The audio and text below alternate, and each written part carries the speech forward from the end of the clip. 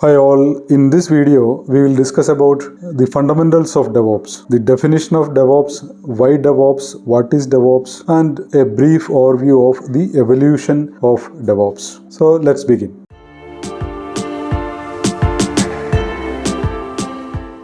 Okay, what is DevOps? Let's see that first. If you look at the definition, it's a collection of all automation tools and processes which enable frequent good quality software releases in enterprises. So what is more important here is frequent good quality software releases. This is what is more important. So DevOps try to achieve frequent good quality software releases for enterprises, and whatever processes and automation tools which enable an enterprise to achieve this objective is known as DevOps.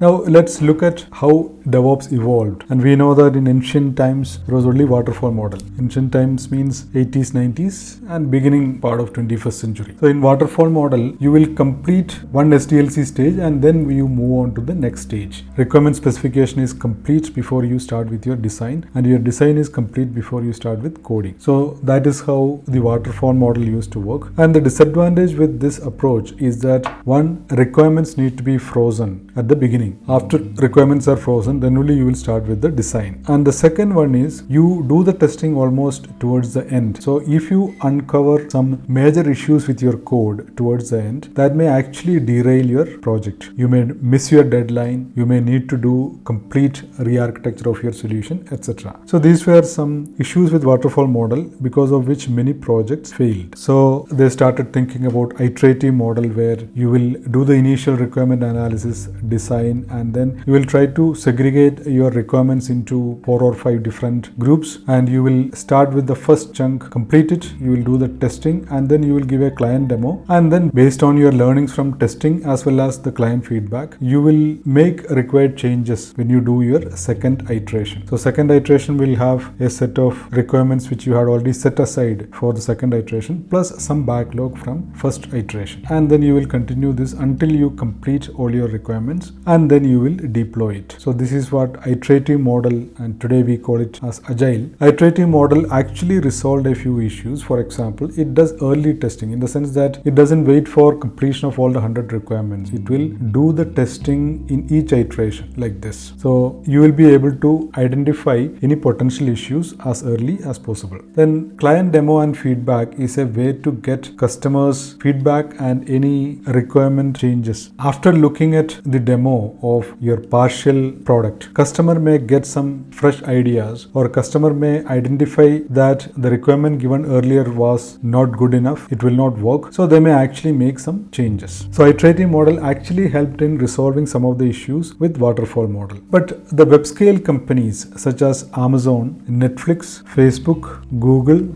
LinkedIn, etc., they actually required frequent innovation because they were operating as an internet-based company, and because of the low entry barriers, anybody can start an internet-based company and they can grow quickly, because some of these internet-based companies, they grew from 1 customer to 100 million customers in 16 or 20 months, and that is huge growth rate. So because of this crowded market and lot of competition, these Webscale companies needed frequent innovation, and frequent innovation can reach the consumer only if you release your new versions of software quickly. So Webscale companies required frequent releases. So actually what they wanted was something like this. After every iteration or after every small change, you will deploy. You can see that here. This is what they actually wanted. But then if you look at the conditions of a decade or decade and a half back, there were several hurdles, several hindrances against achieving these frequent releases. Let us see some of them, because once we discuss these impediments or hindrances, we will also look at the solutions, and those solutions actually form part of DevOps. So the first issue is manual SDLC processes. Many of the IT development companies, they used to use manual SDLC process, whether it is for testing, whether it is for code reviews, whether it is for deployment, etc. So if it is manual, it will be slow and it will be error prone. You will not have any consistency. If the same person is doing the same process 2 times, the result may be different. So manual processes means slow and error prone. Then the time required to set up hardware components. For example, if you have to set up a new testing environment or staging environment, etc., it requires requires a lot of time because every activity is done manually. And assume that during those times, cloud was also not extensively used. And software developed in one environment, for example, your development environment may be running in Ubuntu, but your production is running in RHEL. Some software which you developed and tested in Ubuntu may not work in RHEL. So that also was another issue. Then before cloud, you know that many companies, they used to do in-place upgrades, meaning the same server which is running in say version 1.1 of your software, the same server will be upgraded to version 1.2. So there will be some downtime. So because of this, you cannot think about having deployments every now and then because you cannot take down your production box very frequently. And then now we have come to the most famous or infamous issue, which is about the conflict between the development team and operations team. Some of the SDLC lifecycle stages are taken care by the development team, and the last part of deployment and monitoring is taken care by operations team. So development team is responsible for releasing new features quickly, so they want change. But operations team is responsible for maintaining the sanity of the production box. Production box should be up and running, its performance should be top notch. So they want stability. They don't want any changes because they know that whenever they go for any change, there is a huge risk of new bugs getting reported. So ops team needs stability. So because of that, they actually advocated for lengthy quality check processes such as multiple levels of reviews, multiple testings, etc. And to complete this process itself, it may take a few weeks. So that means if your deployment process itself is going to take 4 to 5 weeks, then you can't think about frequent releases. And another fallout of these long delays is that when you have long delays between releases, the number of code changes from release to release will be huge. If you are having your next release after 6 months, whatever developers develop during those 6 months, everything will be part of the single release. And actually that increases the risk of bugs, risk of failures will be huge.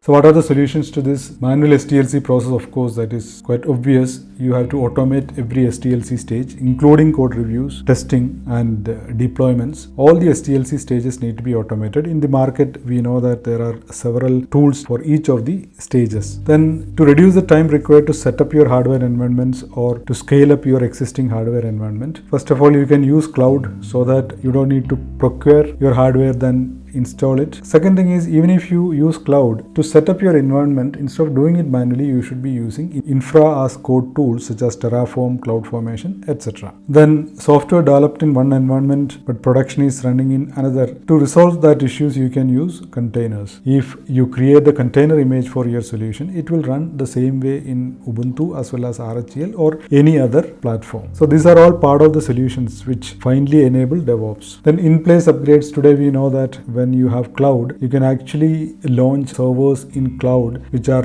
much more cost effective than buying a new server and setting it up in your own data center. So because of that, enterprises are going for blue-green upgrades or immutable deployments, where in blue-green, you know that you can set up a completely new environment very quickly and then upgrade that first and then do the testing, and then gradually you can switch from the existing environment to the new environment. To achieve something like that before cloud was very difficult, but today that is possible. So all these solutions actually help in having frequent releases. And regarding the long gap between releases, we know that the latest SDLC methodologies actually advocate for small incremental releases or small incremental changes per release, because of which the risk also will be less. And the most important part, the coming together of development team and operations team. We know that earlier development team and operations team had two conflicting charters. Development team said we want change, but operations team said we want stability. So they were fighting with each other, which was actually impeding the speed of software releases. But now the two teams are combined to form DevOps team, and DevOps team has a common charter which says frequent releases with good quality and production stability. So everyone involved in the SDLC lifecycle stages, everybody has one single charter. So the coming together of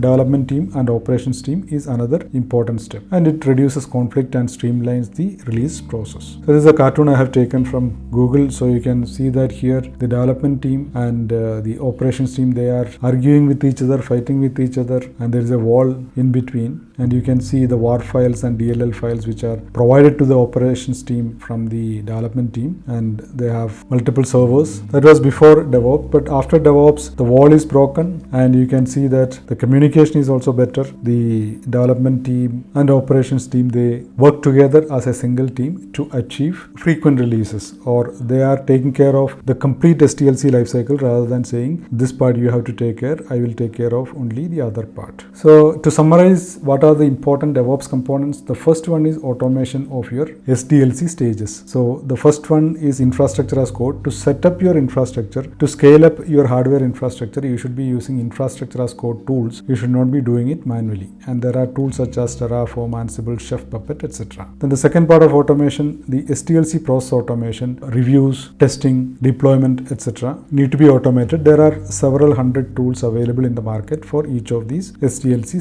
stages. Then the second important component is the culture of collaboration, or the formation of DevOps team by combining dev team and ops team. Then we have this packaging related, that is, you can package your software as a container image rather than just sending war file, jar file, .exe file, etc. Then upgrade methods, instead of in-place upgrades, you can actually use blue-green upgrades, immutable upgrades, etc. so that the downtime is minimal. And you also need to ensure that the rollback process is quick. That is also part of DevOps. So to summarize, the key objective of DevOps is to ensure frequent high-quality releases. And DevOps involves all the tools and methodologies and processes which enable the enterprises to achieve that. So the key point is that it is not just about development team and operations team coming together. That is just a part of it. It involves automation tools, which is very, very important. And then of course there is that culture of collaboration where there has to be one single DevOps team rather than multiple teams taking care of different parts of the SDLC lifecycle stages. So when all these processes are in place, you are able to achieve what is called the continuous integration, continuous delivery, or continuous deployment, where right from when people submit code, it actually triggers a build, it triggers automated testing, and if there is any hardware need to be set up, it is automatically done using infra as code tools. Then the deployment is done, and finally even the monitoring of your production box is done using automated tools. Earlier there was a wall here, and your ops team used to take care of the right side, and the development team used to take care of the left side, and people used to fight. But now that wall is actually broken. So this is a high level description of DevOps fundamentals. I hope you enjoyed it. I'll be back with more useful videos. Thank you. Bye.